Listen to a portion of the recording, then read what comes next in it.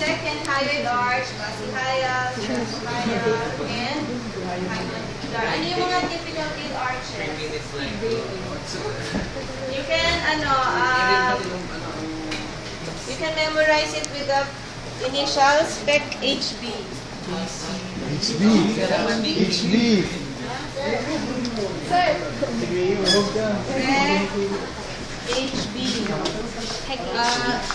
Yung pharyngobranchial, you will identify it as the claw-like segment. Tapos tuloy-tuloy na kayo. Ano to? Epibranchial, serrato, hypo. And then the basibranchial, madali rin siyang maano kasi two pieces. One small, one large. Okay? Parang baliktad yata drawing ko. Oh, crab.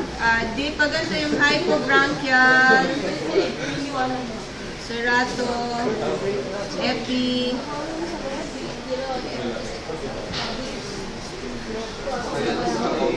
Okay?